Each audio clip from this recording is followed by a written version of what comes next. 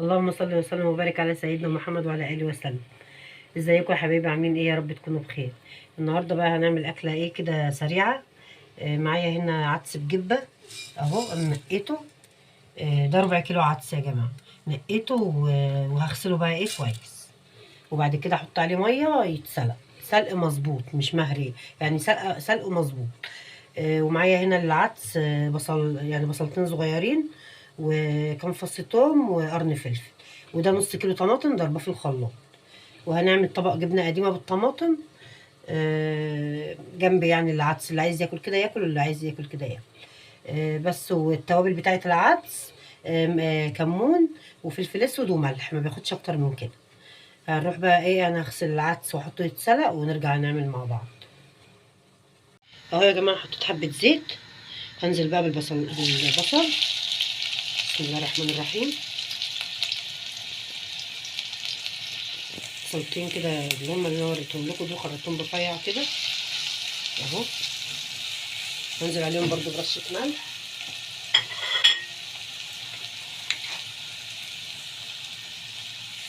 رشه كده بس.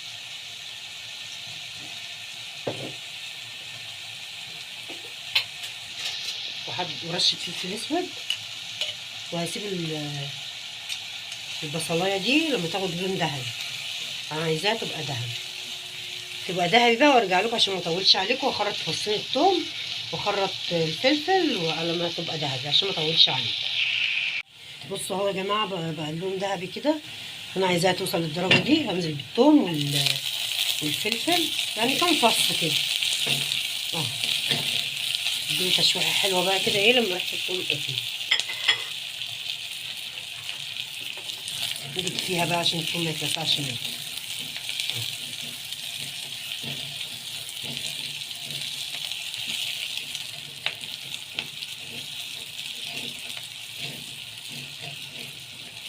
العدس ده بيحب لازم اللون البصله تبقى ذهبي كده عشان يديكي طعم حلو. بس هنزل بقى بالطماطم. بسم الله الرحمن الرحيم. بسيبها بقى ايه تتسبك، وبعد كده ايه نرجع تاني ايه نشوف هنعمل ايه مع بعض. بصوا حبايبي اهوت الصلصه اتسبكت اهي. اتسبكت كويس. انا محطتلهاش اي توابل لسه. هنزل بالملح، المقدار بقى المظبوط بتاعي الملح. وحبه سكر عشان حموضة الطماطم زي ما احنا متفقين. التوابل دي بتبقى في الاخر خالص. وحبه فلفل.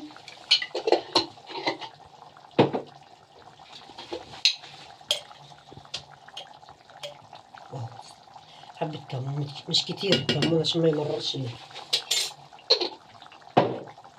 ودي العدس اهو انا سلقته زي ما احنا اتفقنا مع بعض اهو. وشطفته بعد ما اتسلق وسبته يتصفى كده. هنزل بقى بيه. بصوا مستوي كويس اهو مظبوط اهو. هنزل بقى بيه ايه على الصلصه والحاجه دي.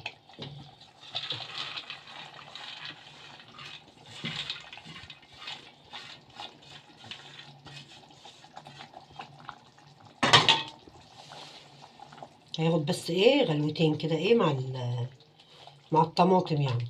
وهزوده ايه حبه ميه. طبعا انا مزودتش الطماطم اي حاجه. هزوده حبه ميه. هجيب حبه ميه وارجع لكم اهو يا حبيبي. حبه الميه اهو بس كده. هيغلي بقى ايه غلوتين كده وهطفي عليه. وهتاكلوا احلى عدس بجبه العدس البني ده هيعجبكم ان شاء الله. بس تعالوا بقى ايه على الرخامه نعمل طبق جبنه بقى كده مع بعض. بصوا هنا يا جماعه، هنا معايا جبنه قديمه مش قديم كده، اللي هو المش الفلاحي القديم ده. ومعايا طماطم قطعتها وقرن فلفل. هنزل بيهم ايه على الجبنه كده.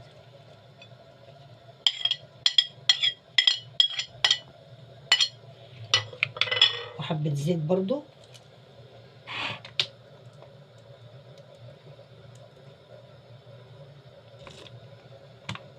عايزه تحط طحينه حطي. واحلى طبق جبنه قديمه بقى تاكلوه يفتح النفس. ممكن لو عايزه تقطعي خيارية، بس انا الصراحه مش بحبها بالخيار. لو انت بتحبها بالخيار قطعي، عايزه تحطي لها معلقه طحينه حطيها، هتعجبكم ان شاء الله لما تجربوها. وعندي طبق بطاطس من امبارح كده ايه مهروس، هنحطه برده جنب الاكل، وحاجه خضره كده، وتفضلوا معانا. بصوا العدس بقى ياخد الغلوتين زي ما اتفقنا ونرجع مع بعض. اهو يا حبايبي بقى غرفنا العدس. بصوا العدس جميل ازاي. بصوا احنا عاملينه تقيل كده عشان احنا هنغمسه طبعا بعيش، عشان هيتغمس، مش هيتاكل كده يعني جنب حاجه. فعاملينه ايه تقيل كده عشان نعرف نغمسه. ومعانا هنا البطاطس اللي قلت لكم كانت عندي قبل كده من قبل كده، وطبق الجبنه القديمه الجميله اهو. بصوا يفتح النفس والله. وجلاوين اللي مش عارفه بقى هو اسمه جلاوين، حاجه خضرة كده جنب الاكل. ومخلي اللفت. بصوا ده المخلي اللي احنا عملناه مع بعض يا جماعه. بصوا جميل ازاي. بس واكله كده خفيفه وبسيطه وحرشه، وهتعجبكم ان شاء الله. لو عجبكم بقى الفيديو ما تنسوناش بقى بالاشتراك اللي مش مشترك، واللايك بتاعكم جميل، وكومنت حلو منكم. واشوفكم على خير ان شاء الله. مع السلامه.